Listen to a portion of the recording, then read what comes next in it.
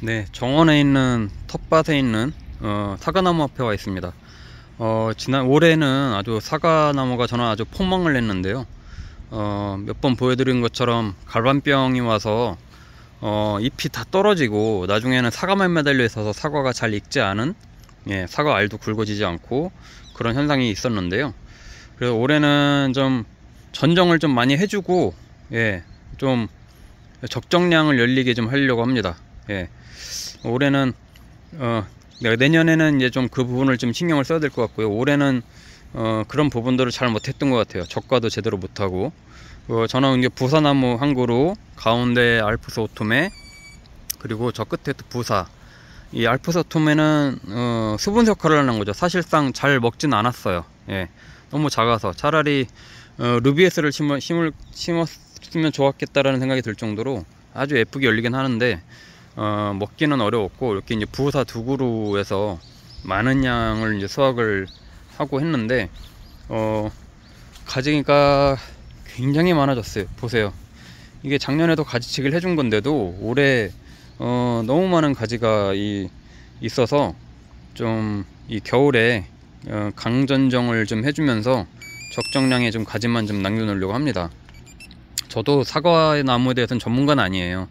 하지만 뭐 적정량의 가지만 남겨놓고 이렇게 좀 키우는 법에 대해서는 계속해서 저도 실행을 하고 있습니다. 이렇게 이제 가지들을 이제 좀 자를 건데, 지금 조금씩 이제 이 물이 나뭇가지에 물이 이제 내려갈 거예요. 지금도 조금씩 좀 이제 내려가고 있는데, 요즘 날이 좀 따뜻해서 조금은 이렇게 좀 아직도 물기가 있는 것 같아요. 이제 12월 1월 달에 보통 가지치기를 많이 하는데 1월 달에 많이 하죠. 사과나무는 가장 큰 이제 그 가지치기의 포인트는 서로 너무 겹치지 않게, 그리고 햇빛을 또 골고루 다 볼 수 있게, 또 하나는 사과 꽃눈들이 잘 생성이 될 수 있게끔 이 어느 정도 좀 수평을 유지해주는 그런 방식으로 전 하고 있어요. 요게 이제 이런 가지들은 올해 이제 나온 순들이에요. 이렇게 이제 하늘로 뻗어 올라가는 이런 애들은 새로 나온 가지들인데, 요런 애들은 이제 유인을 해서 이제 키울 건지 아니면 자를 건지를 이제 고민을 해야 되는데, 그런 거를 이제 어느 가지를 어떻게 키울 건지 뭐 이런 걸 좀 보면서 가지치기도 해주고 유인도 하고 하려고 합니다. 딱 보시기에도 딱 좀 굉장히 복잡해 보이죠. 굉장히 복잡해 보여요. 그래서 어떤 가지를 칠지, 어떤 가지를 또 살릴지 이런 걸 봐야 되는데, 사과나무는 위로 올라가면 꽃눈이 잘 형성이 안 되거든요. 그래서 이제 유인 작업을 해주고 가지치기를 해주는 건데, 보통은 수평으로 좀 눕혀야 사과나무들이 내가 이제 성장하는 것보다는 이 빨리 열매를 맺혀서 이 종족을 보존해야겠다라는 어떤 그런 생존 본능 때문에 꽃눈이 형성이 되는데, 계속 위로만 여기에 가지가 크게 하면은 꽃눈이 안 생깁니다. 이렇게 이제 멀대처럼 이렇게 커가는 애들 있잖아요. 이런 애들은 진짜 이 열매가 열리게 하려면은 유인 작업을 해서 이렇게 이제 최소한 수평 정도로 이렇게 수평으로 이렇게 유인을 해줘야 이 가지들에서 꽃눈이 형성이 됩니다. 올해는 이제 꽃눈이 형성되기는 어렵고, 만약에 이거를 내년에 이런 식으로 유인을 해준다고 하면 내년에 이 가지에서 꽃눈이 형성이 되겠죠. 그래서 이런 가지도 그냥 자를 건지 아니면은 살릴 건지를 보고 판단해서 하는 거죠. 근데 저는 보시는 것처럼 요 사이사이에도 너무 많은 가지들이 있어요. 그래서 기본적으로 저렇게 이제 그 나무 사이에 그 주가지에서 올라오는 나무 사이에 있는 저런 가지들은 좀 잘라 줘야 됩니다. 그 전동가위로 이제 한번 잘라 주려고 이렇게 좀 준비를 하고 있는데요. 자, 전에는 여기서도 이제 따먹고 했는데 너무 그늘지고 하니까 여기는 안 커요. 그래서 이런 가지들은 이제 과감하게 잘라줄 겁니다. 자, 이렇게 잘라주고, 이렇게 잘라주고, 좀 시원하죠? 이렇게 안에 이제 시원하게 해주고, 이제 이 가지를 키울 건지 아니면 이 가지를 키울 건지를 봐야 되잖아요. 근데 이 가지가 지금 이미 이만큼 컸어요. 근데 얘하고 이 가지들이 좀 붙어 있어요. 예. 그래서 이런 경우에는 일단은 요 가지를 잘라 주겠습니다. 자, 전동 가위로 이렇게 해서 잘라주고 요 가지를 이제 키울게요. 예. 요 가지를 이제 다시 이제 전정을 해야 되겠죠. 근데 요것도 서로 이렇게 붙어 있으니까 얘하고 붙어 있으니까 만약에 이 가지를 키우겠다고 하면은 요 가지를 잘라주는 게 나을 것 같아요. 그죠? 근데 이제 요거는 제가 조금 지금 촬영 중이라서 조금 더 고민을 해보고 지금 자를게요. 왜냐면 이게 너무 가지가 이쪽까지 나와가지고 요 가지를 저는 좀 이쪽에서 잘라주려고 하는데 이쪽에 지금 꽃눈이 많이 형성이 돼서 오래 따먹고 할지 그거를 좀 판단을 좀 하려고 합니다. 자, 그런 식으로 이제 가지치기를 해줄 건데 이쪽 가서도 한번 볼게요. 이쪽 가서 보면 요 나무가 지금도 얘는 엄청 많이 컸습니다. 얘는 요 나무 상태에서 이제 가지치기를 해주면서 이제 키울 건데 서로 겹쳐요. 자, 봐요. 이 나무 위에까지 겹쳐요. 예. 그래서 이런 경우에도 서로 겹치지 않게 나무를 이제 키워줘야 되는데, 자, 이런 경우에는 위에까지를 키울 거거든요. 여기를 좀 잘라주겠습니다. 과감하게 강전정을 이렇게 해주는 거죠. 여기 해주고, 그럼 얘하고 얘가 남는데 요 밑에 있는 애들이 또 겹쳐요. 예.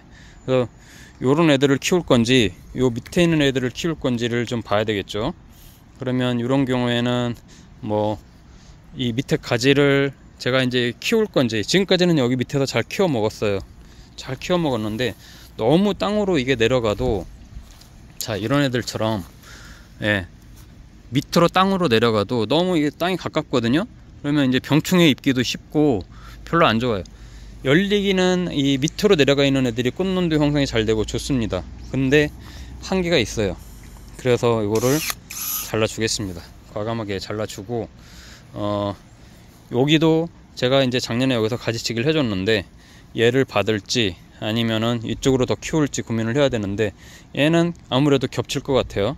대신에 좀 이쪽에서 이제 내년에 꽃눈을 좀 하나 좀 받으려고 합니다. 이쪽에서 꽃눈이 아니라 이제 싹을 받아서 가지를 키워야 되죠. 자, 이런 식으로 전체적으로 막 하다 보면은 굉장히 이제 깔끔해지겠지만, 이게 가지치기를 매년 하면서도 느끼는 거지만은 한 번에 다 하면 안 되겠더라고요. 곰곰이 생각을 해야 됩니다. 저희처럼 전문가가 아닌 경우에는 몇 번에 걸쳐서 하면서 좀 고민을 하면서 충동적으로 자르기보다는 이렇게 와서 보고, 또 이거 너무 안 자를 나무까지 다 잘랐나? 아니면은 저걸 살릴 건데 저것까지 다 자른 건가? 이러지 않도록 좀 그런 고민이 필요합니다. 자, 이런 경우에도 저는 요 밑에 큰 가지하고 요 위에 큰 가지가 있는데, 요 가지 보이시죠? 요거, 예, 얘가 겹쳐요. 요 중간에서, 예, 겹쳐요. 이런 경우에는 사실 고민 없이 이런 거는 좀 잘라줘야 된다고 생각합니다. 예, 이렇게 잘라주고, 예, 공간을 만들어주고 공기도 잘 통하고 햇빛도 잘 통하게 과감하게 잘라주는 게 좋습니다. 그래야 이 가지를 옆으로 잘 더 받아서 영양분도 그렇고 갈 수 있게 이제 해주는 거죠. 제가 아는 지식에서 딱 중요한 거는, 이 사과나무는 키포인트는 그런 것 같아요. 가지치기하고 유인 작업하고 같이 연관이 늘 되는데, 사과나무는 너무 위로 키우는 게 아니다. 그러니까 하늘로만 계속 키우면 얘네는 나무가 성장만 하려고 해요. 하지만 이렇게 이제 유인 작업을 해서 가지를 이렇게 이제 수평으로, 최소한 수평으로 이렇게 키워주면, 아, 내가 더 이상 크질 못하는구나. 그러면 내가 다시 종족 보존을 해야 되니까 빨리 열매를 맺혀서 떨어뜨려야 되지 라고 하는 위기의식을 갖게 돼요. 그래서 꽃눈이, 이렇게 꽃눈들이 형성이 되고 계속해서 내년 그 열매가 이제 열리게 되는 거죠. 그래서 이제 과수원에 가서 보면 사과나무들이 막 위로 키우는 게 아니라 옆으로 수평으로 막 되게 이렇게 키우는 것들을 보실 수 있는데, 다 그 이유입니다. 이것도 보시면 제가 유인 작업을 해가지고 이렇게 휘어지게 해가지고 몇 년 동안 이렇게 뉘운 거예요. 안 그랬으면은 얘가 한없이 위로 올라갔겠죠. 그래서 저는 위로 키우면 관리하기 어려우니까 옆으로 유인해서 사방팔방 동서남북 이렇게 좀 해서 서로 겹치지 않고 햇빛 잘 받을 수 있게 하니까 사과가 주렁주렁 열리긴 합니다. 자, 이렇게 제가 겨울에 사과 이제 요 밑에 썩은 것들 이렇게 같이 거름으로 같이 주고 사과 수확하고 나서 바로 이렇게 개분을 한 포대씩 이렇게 좀 뿌려줬는데요. 이러면 이제 겨울에 얼었다 녹았다 얼었다 녹았다 하면서 이제 계속 이제 양분 흡수가 될 겁니다. 예, 이렇게 이제 해서 다른 영양분은 안 주고 봄 되면 영양분을 이제 흡수할 수 있게끔 하고요. 이런 알프스 오토메는 그냥 열매 자체를 이렇게 다 거름으로 만들게 줬어요. 최고의 영양 그 거름은 본인이 만든 열매라고 하잖아요. 그래서 이렇게 좀 이걸 썩혀 가지고 이제 하려고 거름으로 이렇게 좀 준비를 했습니다. 계속해서 제가 또 사과나무 이렇게 가지치기 하고 키우는 거 또 저도 공유 드리고 할 건데 중간중간 계속 이렇게 가지치기 하고 관리하는 것도 같이 공유 드리도록 할게요.